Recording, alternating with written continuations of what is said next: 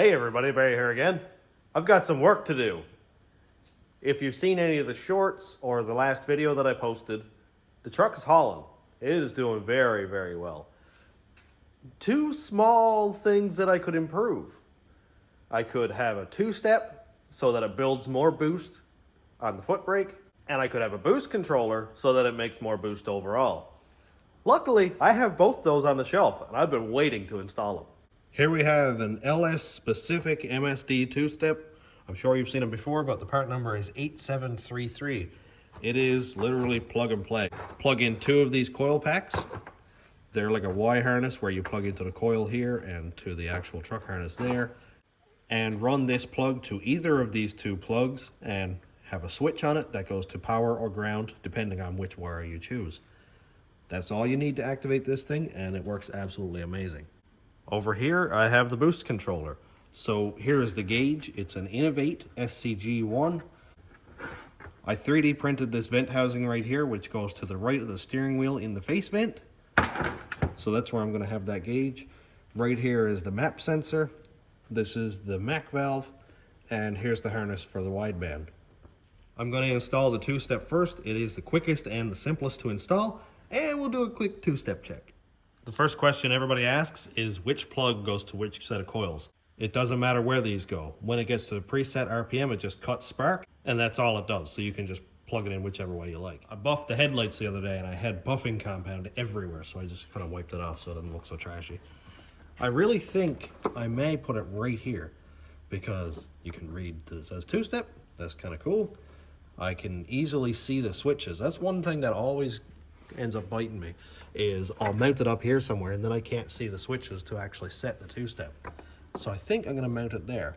I don't really like screwing holes in this stuff, but I mean, you know, I've got 4 or 5 parts trucks. If I need to change it out, I'll just grab one of those fuse block covers and put in. But that's a good spot there, I think. But as always, make sure everything plugs in. So it reaches right there fine, it reaches there fine, and it'll actually go in under the cover and kind of follow that stock harness there. So I know that'll work just dandy. What I'm going to try to do first is pop rivet it on. So I'll drill the hole, put pop rivet in, you know how it works. If that doesn't work, if it pulls out, then I do have some self-tapping screws that have bigger threads than the rivets, so that's a good backup. Well, I drilled a 3/16 hole and popped the rivet in, and I actually can't get it back out, so I think that'll work just fine. I'm going to drill the other two and put the two-step in place, and then I'll rivet all 3.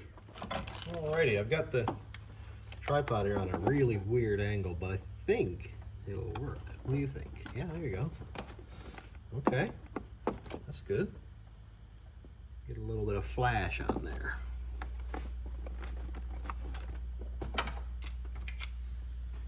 I'll try to pop this one in first. I'm really hoping this is going to work because it would look pretty clean, I think. Well, it looks pretty good there. Now the second one, if I can get it to go in on a good angle.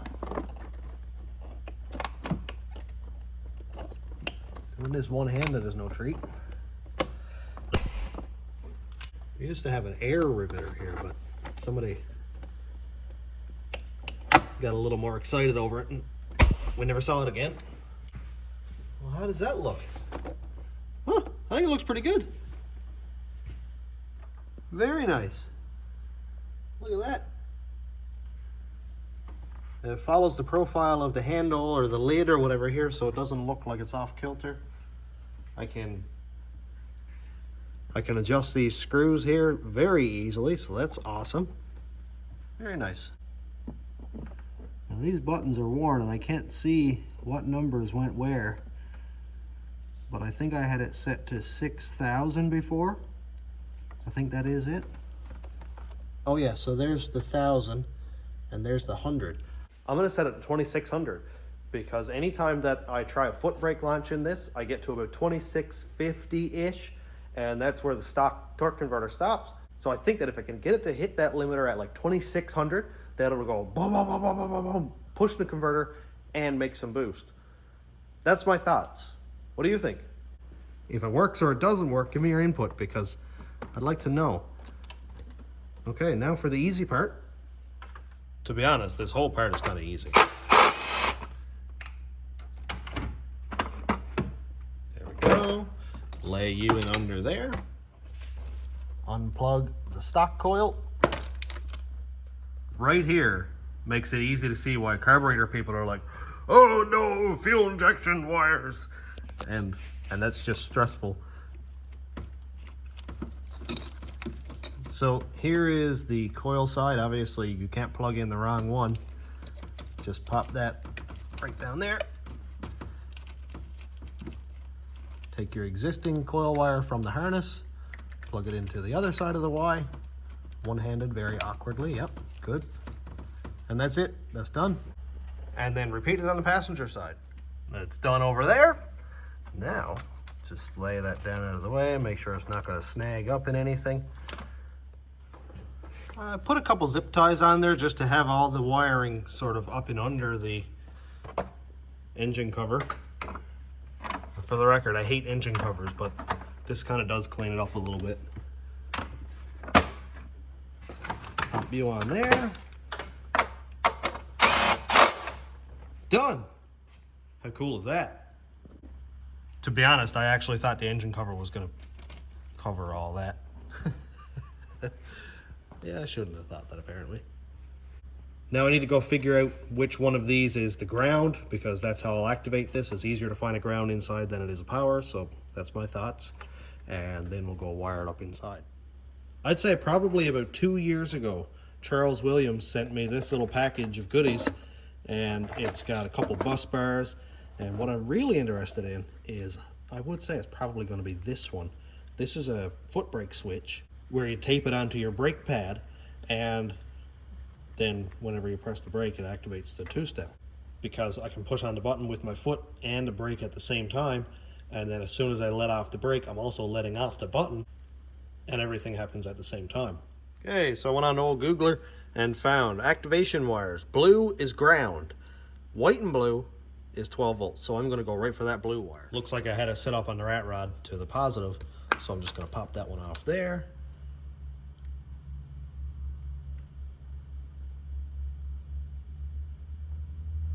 And take an embarrassingly long time to plug that in there. And now I can run it down along the same harness inside the firewall to my brake pedal. Now I have half an idea. Here's our brake pedal, of course. This is going to be really clunky. You can see that, obviously, that's stuck up like half an inch. I have half an idea. I think what I'm going to do is pull this pad off. There we go. Get that pad out of the way. And I think I'm going to tape it on there like that, which is using this tape here. Put it on there, maybe even with a little bit of urethane, and I'm going to trim this pad so that it only sticks up just above the surface of the pad, like I'll have a square cut out of it. Now, like I said, I have a bunch of parts trucks, so I have more of these. If I ruin this one, not a big deal. If this is your daily driver or your only vehicle, you can probably find it for like 10 bucks in the Dorman help section, but it's good to have a backup. So what I'm going to do, just so I know that it's going to be on the entire brake pedal, is I'm just going to bring it in here a little bit, because the brake pedal goes out to this like ribby looking section here, and I also don't want to cut it out too far anyway. So I think that'll be pretty good. That'll only stick out like probably right here. To cut this, I am going to use a plastic welder. I don't know if it's ideal or not. Yell at the screen now if I'm going to mess this up. That's all I can tell you. Got it cut out. That actually turned out pretty good. Sticks in there like that. And I tried to use this. It took more than 30 seconds, so I went back to the knife. You know, I tried to be all futuristic and stuff, but nope. Okay, here we go. That's not so bad. I'll just tuck the wire down here and go up along this brake pedal thing here, and that's it. So now I'm driving, everything is good. I can push my brake pedal and the button at the same time. I don't know how long that button will last, but I guess I'll find out. Worst that'll happen is it'll break and my two-step won't work. It's not like it'll render the truck immobile or anything. And I can just drive as normal with my pedals like this. So that's cool. I like that. And I can 2-foot it for launches. So I posted a short this morning on what I've been doing today. And a bunch of people said, man, your big old boots are going to destroy that switch. So I messaged Charles and said, hey Charles, how did you do this again? And he said, I used this one. He said he drilled a hole in the metal part and used this switch and had it mounted so just the red part was above the pad on the pedal, which now makes total sense. And what I did makes absolutely 0 sense. So I'm going to take that off again. So it's probably a good thing that I decided to take it apart, because it just came apart. Well, hopefully this one's a little better quality.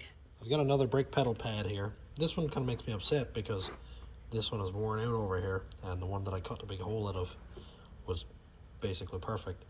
But if I find a better one, I'll just replace it.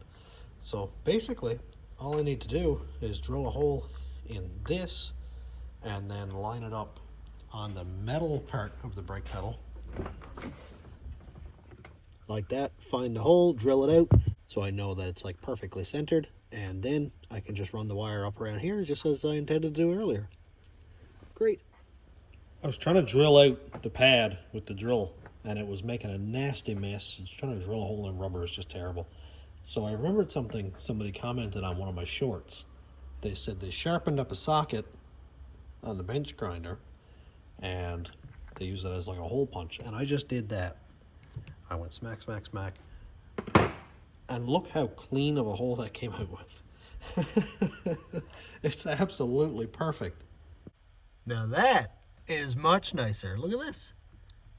And it's flush with the pedal pad. You can see right here that when I have the button pressed, it's basically flush. So it's not going to be pushing down too much on the switch itself, because a lot of my boot will be like over on the pad itself. So that's great. I needed a couple of wires. I needed a dark blue to my 2-step switch and then black going out to the ground. So I thought, hey, why buy a roll of wire when I've got lots and lots of harnesses left? This is a full chassis harness I got out of an Escalade, so look at that. Saving money. Wired up. I just ran it along the loom there with a zip tie. Same idea. Now I'm going to test it, see if it works. I already went ahead and set it to 2500. So your switch right here, you just use a little flat top screwdriver. Mine is really worn, but usually there's a little arrow on one side of this slot here. Can't really see it that well, but I got mine set to 2000 here and 600 there. All right, it's warmed up a little bit. It's only 2500, so it's not going to hurt anything anyway. But okay, free rev. Oh no, the button is stuck on. Oh, it sounds ridiculous though. Wow. Well, I might have to unplug it so I can drive home for lunch. But dude, that sounds wild.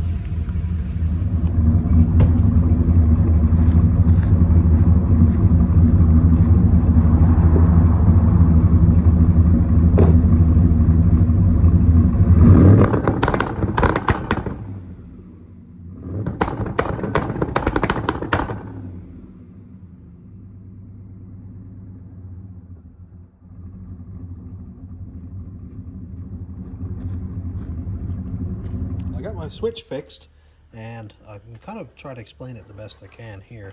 There's a little plunger, and it's almost like a pen, like a clicker on a pen.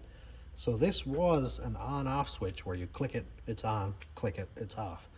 And Charles turned it into a momentary switch, so you could just do this on, off, on, off. But this little contact was touching the two little tabs in here. So I just kind of had to finagle it a little bit. And now it seems to work fine. So let's go outside and try it again. I'm gonna take the video from right here so I can get a shot of the tailpipes, and then also I'll open the cutout and see how that sounds.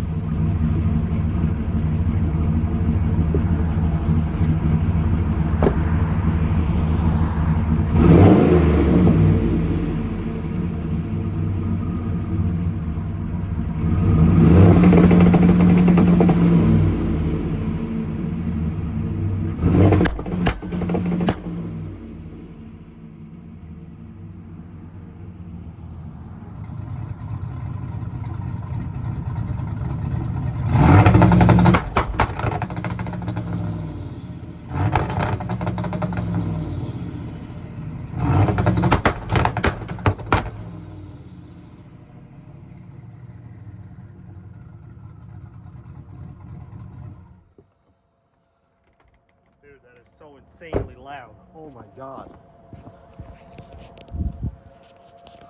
Holy, that's loud. I want to do this nighttime now to see if there's any fire coming out of that thing. I love it. Okay, two-step launch test. Just gonna set the brakes here. Get it down. Let's see if we can get it up on the two-step. Oh, it really hooked that time. Oh, that felt good. Well, it's the next morning and I forgot to film an outro for this video, so here we are. What do you think? I did a couple two-step checks, I did a two-step launch, and I think it's working really, really well. I've got a little bit of an issue with the button sticking on. So when I go to launch, the button will kind of stay on for a little bit of a second, and it's definitely lagging. So I'm going to get a little bit of a better quality switch and use it in the exact same place. So it's going to look the same, it's just a better switch. So I'll dig that up a little bit later, but for all intents and purposes, it works, and it works very well. So I'm super excited. Let me know what you think. But for now, I'm gonna go to work. Thanks for checking out the channel. Thanks to my YouTube members, patrons, and subscribers. If you want to check out my Patreon, it's patreon.com/stationroadratrods. YouTube members link is down here. And thanks for watching. Have a great day, everybody.